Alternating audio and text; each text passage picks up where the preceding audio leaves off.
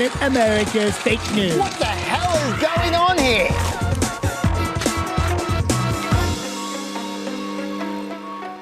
Welcome to Planet America. Hello, I'm John Barron. I'm Chaz Licciardello. Another extraordinary week, Chaz. You got that right. In the impeachment probe, the White House stonewall has crumbled. And the president has been condemned by the House, including a majority of Republicans, for his withdrawal of US forces from northern Syria. And then there was the rodeo in Ohio. Giddy up. A record 12 Democratic candidates lining up to take their shots at Trump and Elizabeth Warren. We'll ask the legendary Bob Shrum where this race is up to. I think Elizabeth Warren could be a very strong nominee. There is so much going on. Let's get into it. The refusal of the White House to cooperate with the inquiry into the president's possible abuse of power in his dealings with Ukraine could not stop some former and even some current staffers showing up to give evidence this week. First up, former US Ambassador to Ukraine, Marie Yovanovitch, a 33-year veteran of the Foreign Service who was fired by President Trump in May. In her opening statement, Yovanovitch rejected what she called the fictitious notion that she was disloyal to President Trump. She denied telling embassy staff to ignore the president's orders because he was going to be impeached. She said she had never met Hunter Biden and said that while she knew Joe Biden, he'd never raised Hunter or the natural gas company Burisma. Yovanovitch was the target of a concerted campaign by the president's lawyer, Rudy Giuliani, to have her removed from her post. She said she didn't know why Giuliani wanted her sacked, but speculated that associates of Giuliani may have believed their personal financial ambitions were stymied by the US anti-corruption policy in Ukraine. She said that she was told by a senior State Department official she'd done nothing wrong, but was ordered home, quote, on the next plane for reasons she says she still does not fully understand, Chaz. And the sacking was particularly sus because her term as ambassador to Ukraine was extended in early March, only 2 months beforehand. Well, until July, Fiona Hill was the Director of Russian and European Affairs for the National Security Council. She gave some extraordinary evidence on Monday. Hill alleged at a meeting 2 weeks before that presidential phone call at the centre of the whole inquiry, EU Ambassador Gordon Sondland pressured Ukrainian officials to investigate corruption, including Burisma. Hill says that Energy Secretary Rick Perry and then National Security Advisor John Bolton were also at that July 10 meeting before Bolton shut it down, trying not to commit to a presidential-level meeting. But an agitated Sondland said it had been agreed to with Acting Chief of Staff Mick Mulvaney.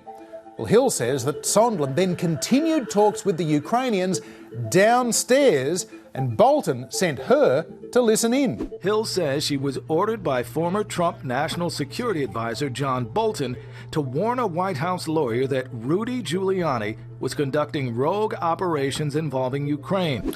And in 10 hours of evidence, Fiona Hill quoted Bolton as saying, quote, "I am not part of whatever drug deal Sondland and Mulvaney are cooking up. And Giuliani is a hand grenade who's going to blow everybody up." Well, also defying pressure not to testify, the current Deputy Assistant Secretary of State for European and Eurasian Affairs, George Kent. Despite being in charge of Ukraine policy, Kent says he was told by Mulvaney in May to, quote, lay low, and found himself sidelined by Trump's inner circle.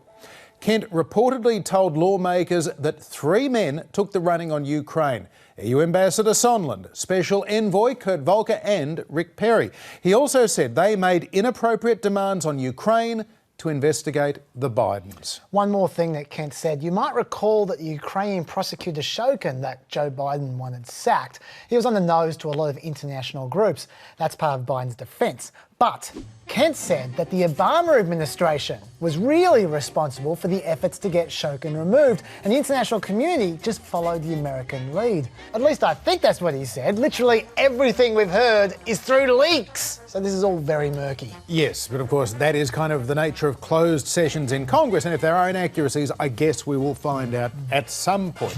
But there was definitely a sense of the floodgates opening this week. A former top advisor to Secretary of State Mike Pompeo, Michael McKinley, also appeared, and he told lawmakers he quit last week over the attacks on Ambassador Yovanovitch and the department's general unwillingness to protect career diplomats from politically motivated pressure. House Democrats have also announced that Bill Taylor, you remember him, the charge d'affaires at the Ukraine embassy, who voiced concerns about a quid pro quo involving military aid to Ukraine and the investigation of the Bidens and the 2016 elections. Well, Taylor is going to appear next week. Although someone who may not be appearing is the whistleblower himself. Earlier this week, leaks suggested that Joe Biden's work on foreign affairs may have led to him working in close proximity with the whistleblower, which drew more calls for the whistleblower to testify. But Adam Schiff, citing concerns about the whistleblower's identity being revealed, suggested his testimony might not be necessary. Well, Trump was not buying that. He demanded the whistleblower testify while kind of proving Schiff's point by also demanding his identity be revealed. I think we've kind of moved beyond the need for a whistleblower now. The administration's doing it for themselves, because in very big developments earlier today, the US ambassador to the EU, Gordon Sondland, finally appeared before the House committees, and literally at the same time as Sondland was giving his evidence behind closed doors, Acting White House Chief of Staff Mick Mulvaney appeared in the briefing room and made an announcement that was possibly designed to try and distract from the unravelling Ukraine conspiracy. We're going to announce today that we're going to do the 46th G7 summit on June 10th through June 12th at the Trump National Doral facility in Miami, Florida. On an ordinary day in an ordinary week, that would have been a huge story. Once again, Donald Trump shamelessly profiteering from the presidency, hosting the G7 at one of his golf resorts. Well, Mulvaney was certainly expecting that kind of response. This is the best place to have it. We're going to have it there, and there's going to be folks who will never get over the fact that it's a Trump property. We get that, but we're still going to go there.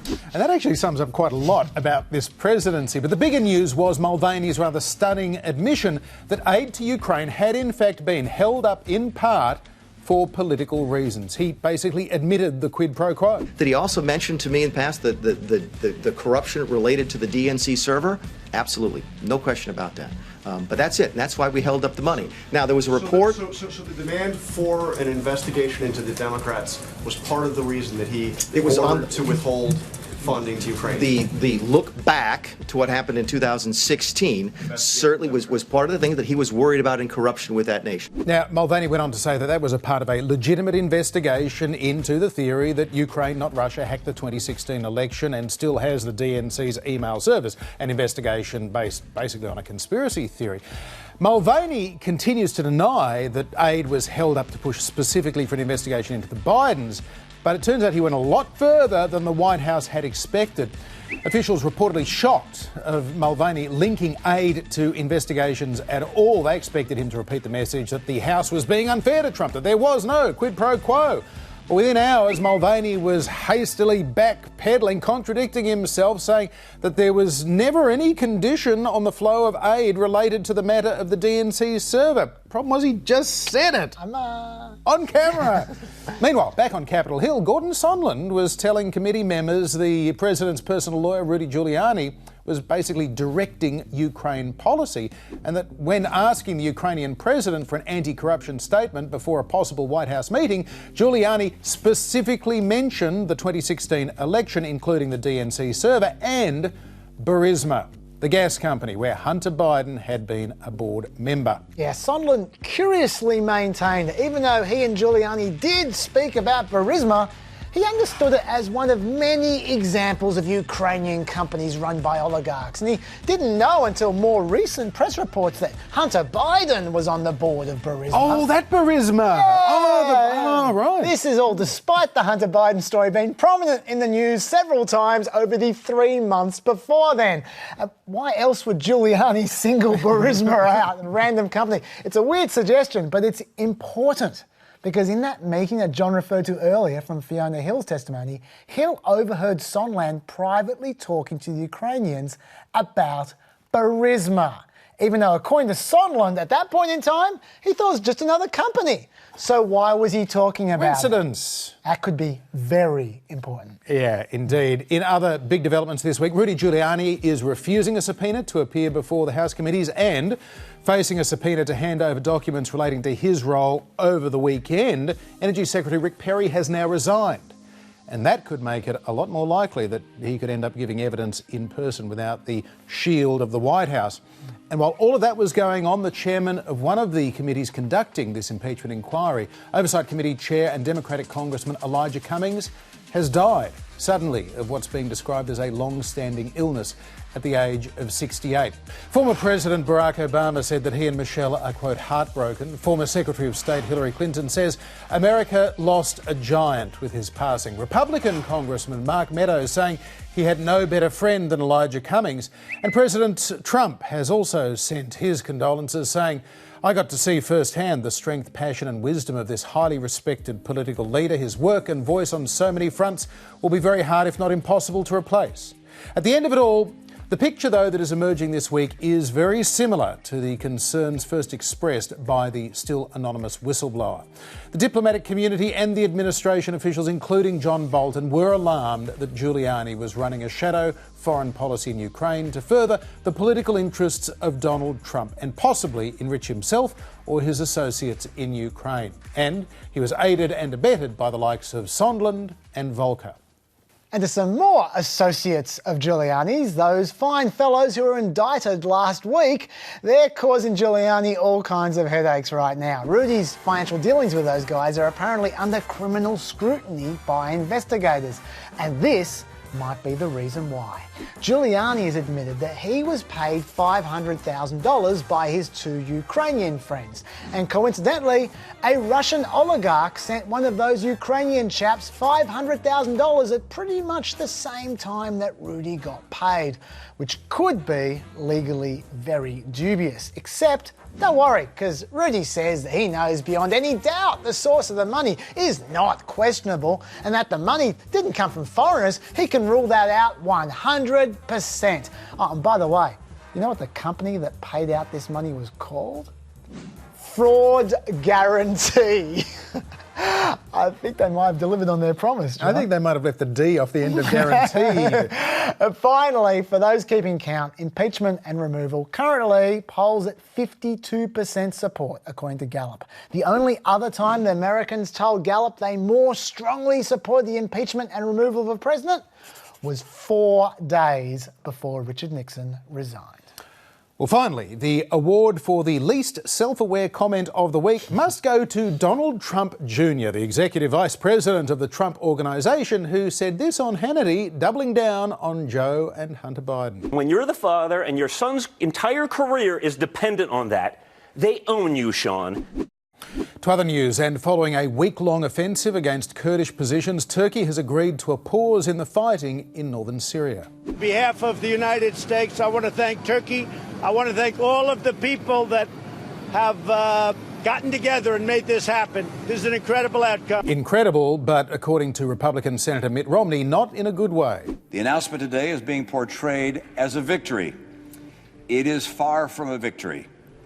Serious questions remain about how the decision was reached to precipitously withdraw from Syria and why that decision was reached. The agreement gives Turkey pretty much what they wanted, at least for now, a 30-kilometre occupation zone in previously Kurdish-held areas. President Trump faced rare condemnation from across the political spectrum for the withdrawal of US forces from northern Syria. The House overwhelmingly passed a measure which said President Trump's pullback triggering the Turkish assault was beneficial to the adversaries of the United States government, including Russia, Syria and Iran. That President Trump's reckless actions do not carry the support of the American people. Now, that wasn't particularly surprising from Steny Hoyer, the Democrat whip, but 2/3 of House Republicans joined in the rebuke. And this is not just the House, Mr. Speaker. This is a joint resolution with the Senate. This is going to pass the House and the Senate, sending a strong message about our foreign policy. And this is how the situation in northern Syria is being seen in the living rooms of America. Russian forces moving into northern Syria as U.S. troops evacuate some of their bases. Some Russians are making fun of what they consider U.S. weakness. Russia gleefully filling the vacuum left by the United States, although President Trump has a different view of that. But what does that have to do with the United States of America? If they're fighting over Syria's land, are we supposed to fight a NATO member in order that Syria, who is not our friend, keeps their land? I don't think so. Earlier this week, America's former allies, the Kurdish forces, reached an agreement with the Russians and the Syrian Assad regime in their new fight against the invading Turks. I view the situation on the Turkish border with Syria to be, for the United States, strategically brilliant. In fact, the president welcomed the Russian support for the Kurds, but also warned them that Syria threatened to be a repeat of the Soviet invasion of Afghanistan in the 1980s, which helped hasten the end of the USSR, of course. But his bottom line appears to be this: it is not America's fight. Syria also has a relationship with the Kurds, who, by the way, are no angels, okay? In the face of continued criticism, he gave Turkey the green light to invade the Kurdish-held part of Syria last week. The White House leaked a letter from Trump to the Turkish President Erdogan, sent on Wednesday last week, giving another unique insight into his diplomatic style following the Turkish offensive. Trump urges Erdogan to work out a good deal, saying the Turks don't want to be responsible for slaughtering thousands of people, and Trump says he doesn't want to destroy the Turkish economy. And I will.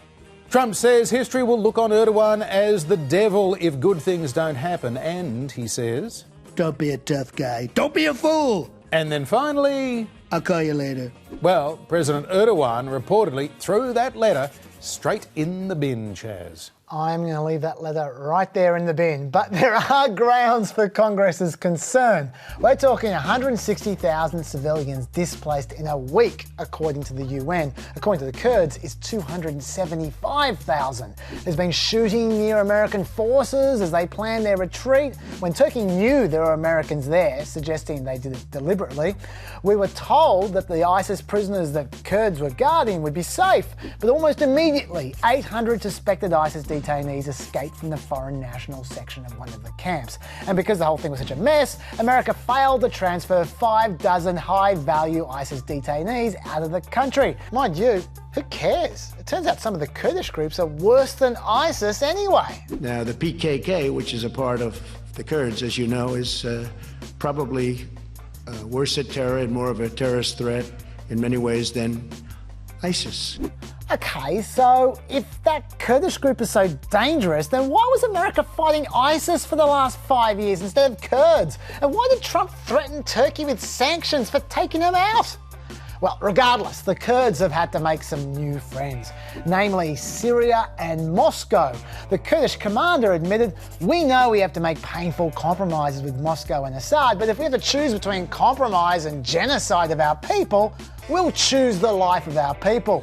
Wham agrees with that choice.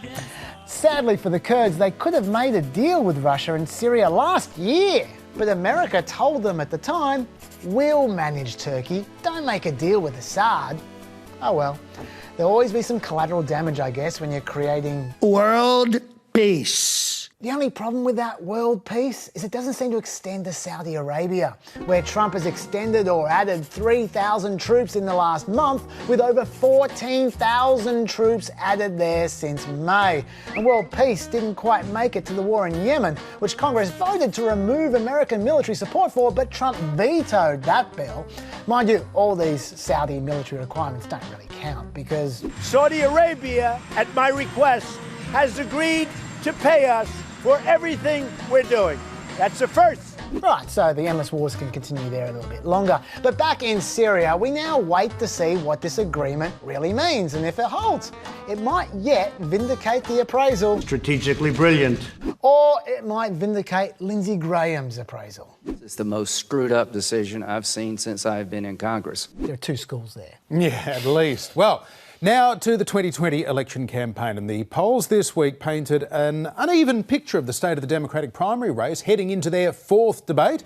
According to a YouGov poll released on Wednesday, Warren leads Biden, Bernie is slipping back, Mayor Pete moving into fourth ahead of Harris, then Gabbard on 3 and the rest on 1s and 2s. Quinnipiac this week also had Warren in front of Biden, Bernie dipping down to just 11, then Mayor Pete at 8, Harris and the rest with Gabbard on 0.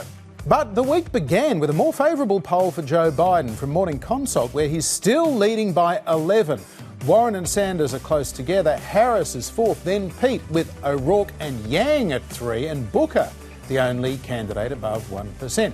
So feed all of that into the average of polls, and Biden is in front by 6 points, although the momentum is clearly towards Elizabeth Warren now, with evidence of a slide in support for Bernie and a bit of a bump for Mayor Pete as well, Chaz. Yeah, the polls are all over the place, John, and part of that volatility might be the result of Trump's laser-like focus on Joe Biden and his son's cushy gig at Burisma. This week, Hunter finally defended himself by admitting he has had a pretty sweet life. If your last name wasn't Biden, do you think you would have been asked to be on the board of Burisma? I don't know. Probably not. I don't think that there's a lot of things that would have happened in my life that if my last name wasn't Biden. I think that's right. And he also agreed to not serve on any boards of foreign-owned companies if his dad holds office. About 5 years late on that pledge. Nevertheless, Trump's attacks seem to be cutting through. When Democrats were asked who'd probably beat Trump, Sanders and Warren held steady over the last month. Harris has been doing terribly, and so 4% fewer people said she'd beat Trump. But look at Biden. 10% fewer people thought he'd beat Trump. Trump is destroying Biden's aura of electability. Although interestingly, like John said, Biden is still holding his support for now.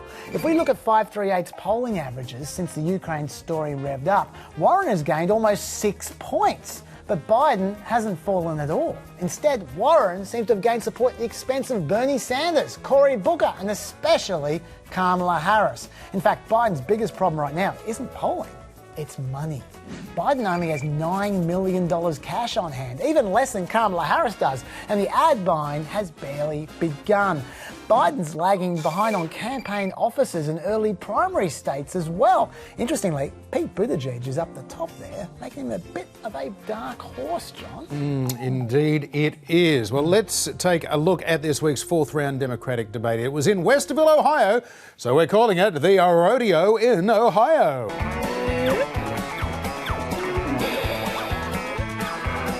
And with all 12 candidates already supporting the impeachment of Donald Trump, it was a presidential pile-on early on until the inevitable question about what triggered it. An unusual, maybe unlawful investigation into the 2016 election, Joe Biden and his son.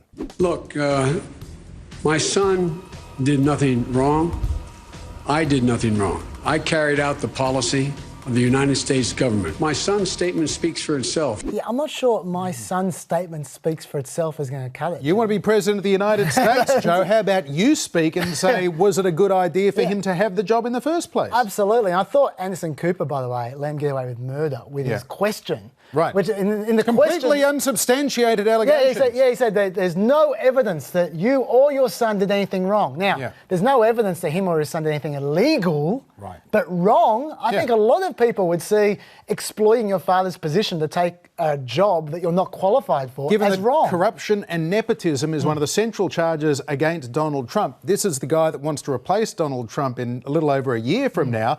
And here is an example of nepotism, if nothing else. So, yeah. But anyway, for me, Hunter Biden and the impeachment actually didn't really matter in the debate because everyone agreed with each other. They're all unified. The issue for Joe Biden, for me, was more, we've said this before, his chronic vagueness and lack of fluency. Like, do you remember that big line you had about Syria? Where he said, this is the most shameful thing that any president has done in modern history. And he seemed to burp in the middle of the landing. He had colic or something. I don't know what was going on. Although I am starting to see why people stick with him as well. This clip coming up, I think this combines his perpetual confusion and also his genuine likability.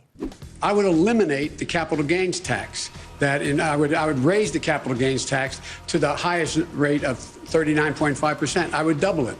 Because guess what? Why in God's name should someone who's clipping coupons in the stock market in fact, pay a lower tax rate than someone who, in fact, is, like I said, a school teacher and a firefighter? And this is one of the reasons why these debates are kind of crazy, because everybody tries to squeeze everything into every answer that is given. The fact is, everybody's right about the fact that the fourth industrial revolution is costing jobs. It is. The fact is also corporate greed. If they're going back and not investing in their employees, they're reinvesting and buying back their stock. Thank you, Mr. Vice President. Thank you, Mr. Vice President.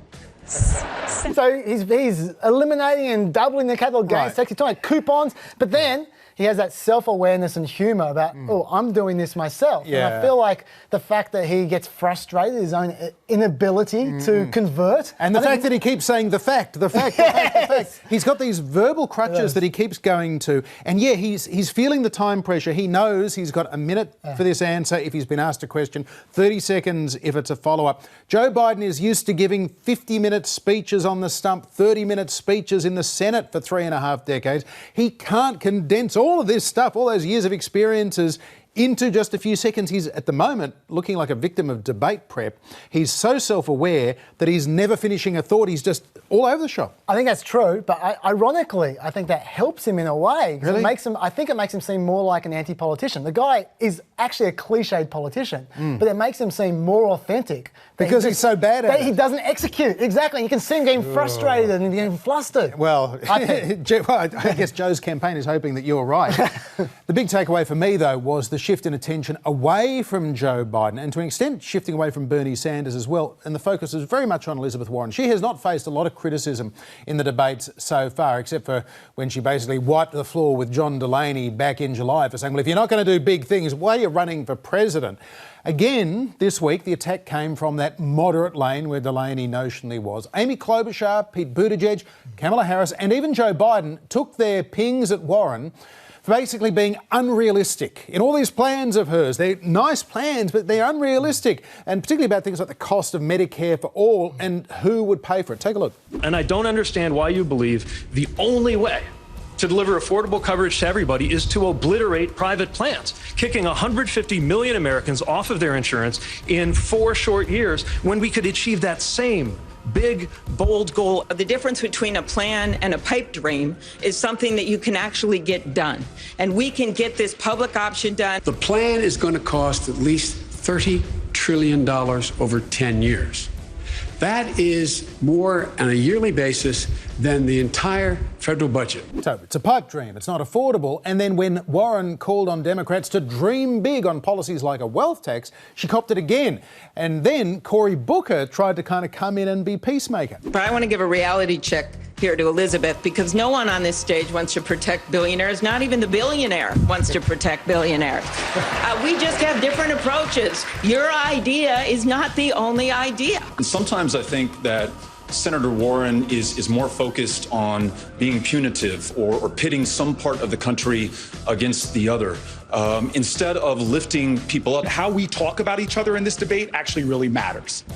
I've had the privilege of working with or being friends with everybody on this stage, and tearing each other down because we have a different plan, to me, is unacceptable. I have seen this script before. It didn't work in 2016, and it will be disaster for us in 2020.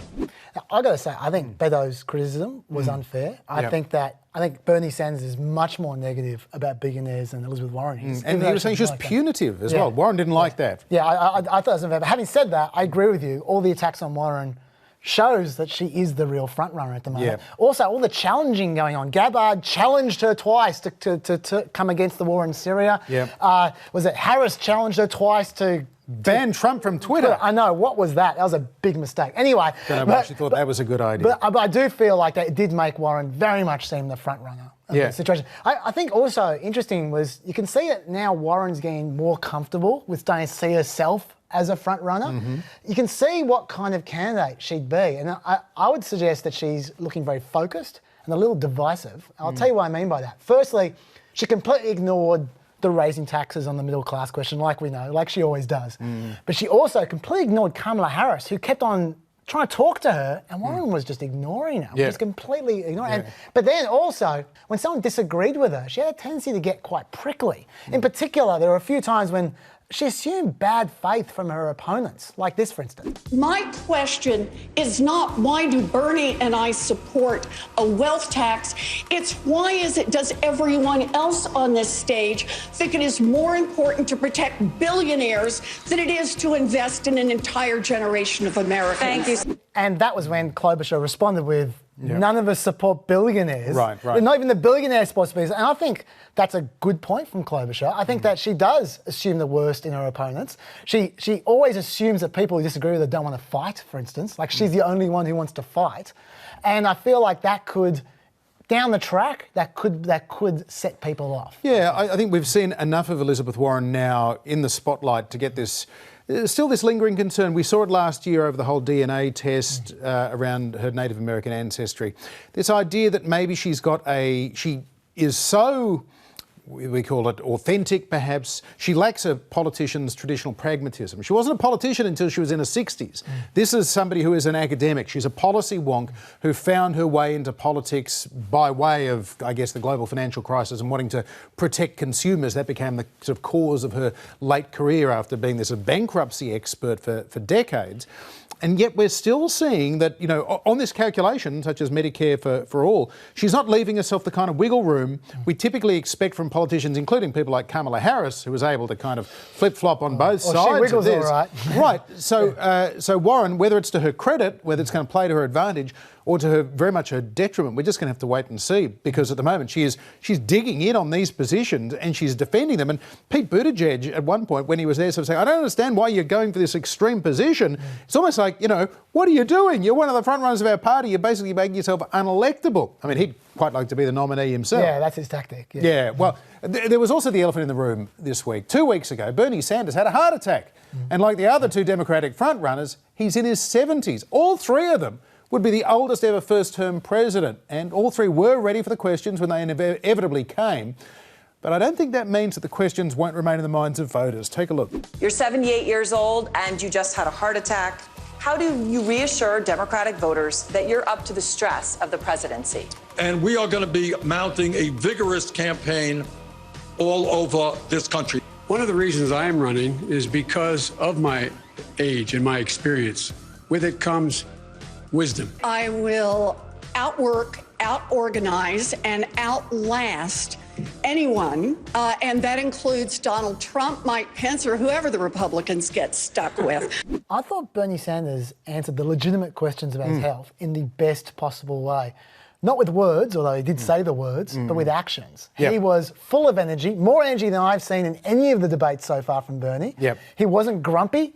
He made jokes. He was more lighthearted. I mean, he went hard when he needed to go hard. Yeah, well, I mean, not to be glib about it, but unlike the last debate where he looked kind of old and ill, he's actually got a lot more blood going through his heart right now. He is, that artery has been opened up. Yeah, well, look, whether it's physical or what, it's a fact that he seemed healthy. Yep. And I think that's much more valuable than just talking healthy. Yeah, but look, I think it's more of a problem than people are prepared to acknowledge, but I also think that most Democrats already think that Bernie is disqualified by his age and his socialism.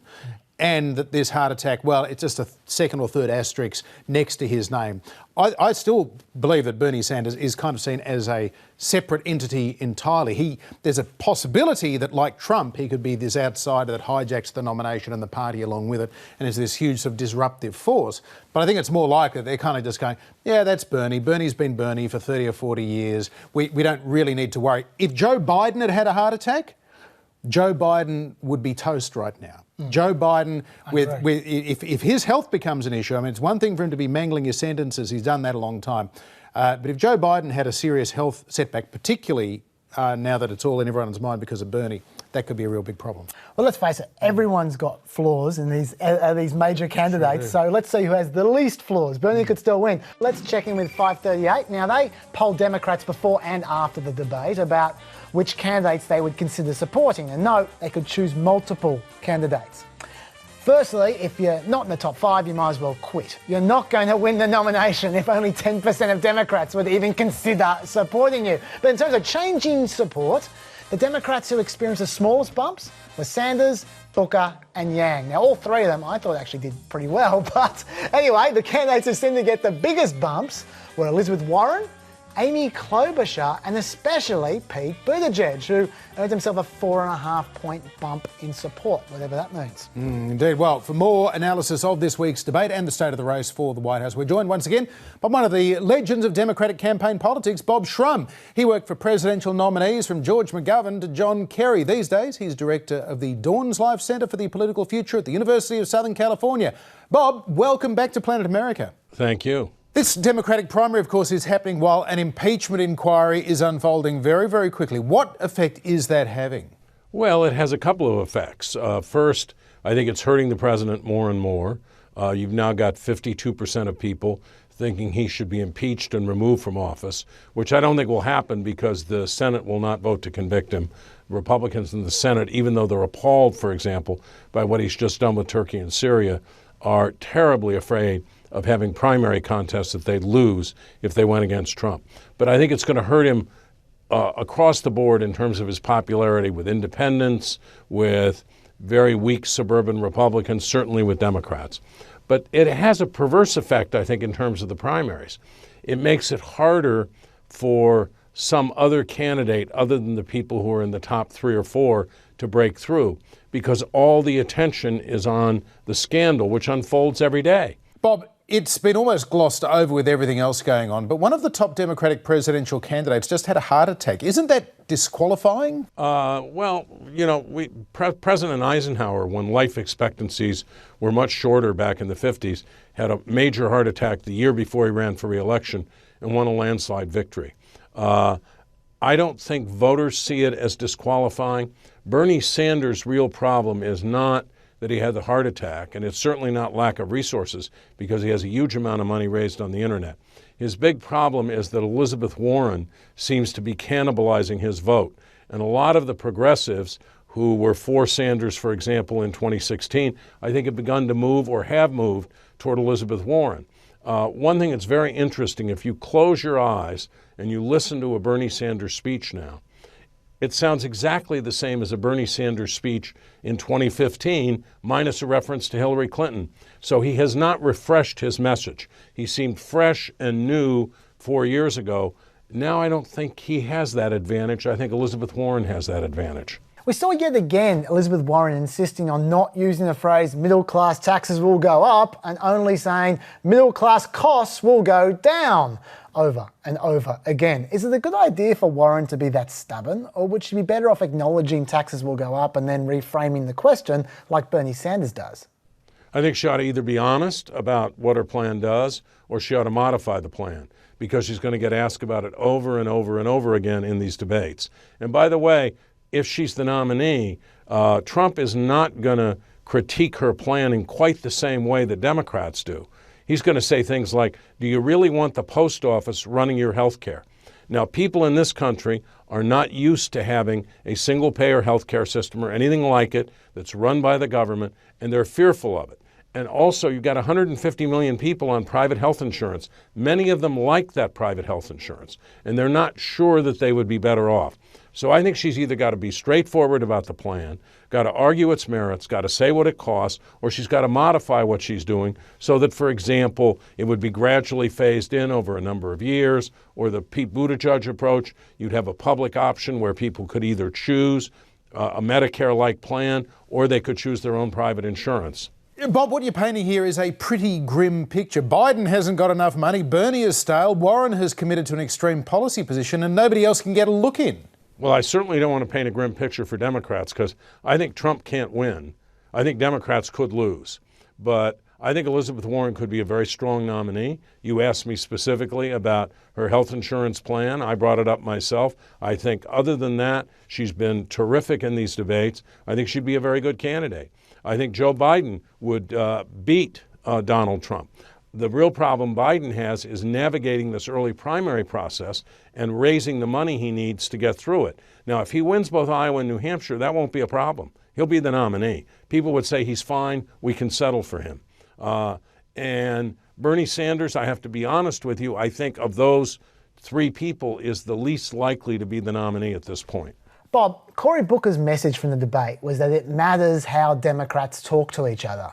Is that true? Does it actually matter whether Democrats attack each other from the left or from the right in harsh ways, or is it all forgotten in 9 months' time? Well, it's all forgotten. I mean, if you think back historically at some of the attacks Lyndon Johnson made on John Kennedy before the Democratic Convention in 1960, and 3 days later, 4 days later, he was the vice presidential nominee. People tend to put these things behind them. Think about the Republican Party and Trump and what was said about him in 2016, and almost all of those folks put that behind them when he became the apparent nominee and supported him.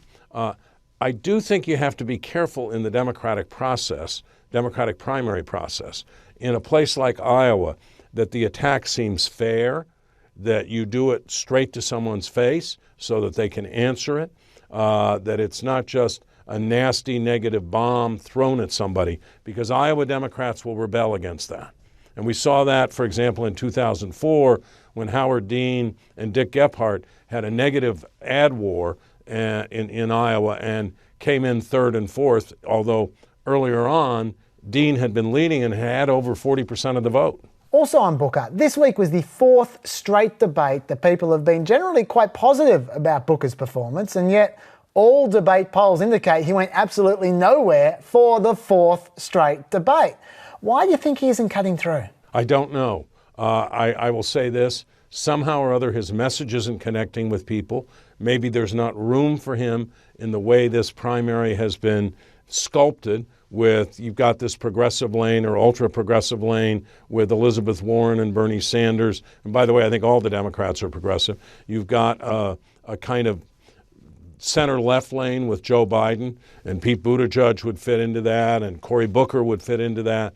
But there may just not be room for Cory Booker to move up. And Kamala Harris, who had a sugar high after the first debate when she attacked Biden, has settled down. I think she settled down, and it goes back to your earlier question, partly because as people thought about it, they thought the attack she made on Biden was unfair. Kamala Harris continues to go backwards in the polls, and she's looking worse in the early states than she is even nationally, Bob. Has she missed her chance, or has she still got a shot? Of course she has a shot. Look, I always tell people, if you go back to November of 2003, people said, John Kerry's dead. He doesn't have any chance to win the nomination. He was way behind in the polls in Iowa and New Hampshire. Howard Dean, as I said, was at 40% in Iowa, and Kerry won all but 2 of the contests in the nominating process. This is really going to gel a lot more next month when we have the next debate and, equally important, the Iowa Democratic Party dinner, which is usually a defining moment in the contest. It's where Obama, I think, took off in 2008. It's where Kerry took off in 2004. It's where Gore sort of eliminated Bill Bradley in 2000. So I think any of these folks, not any of these folks, but Kamala Harris certainly still has a chance. This race has not completely gelled yet. Ask me at the end of November, and I think we'd have a much clearer idea. Bob Schramm, always a pleasure. Thank you. Thank you. And with that, we are right out of time, Chaz. Yes, check out the extra. So much more to see on Facebook and Bye-bye.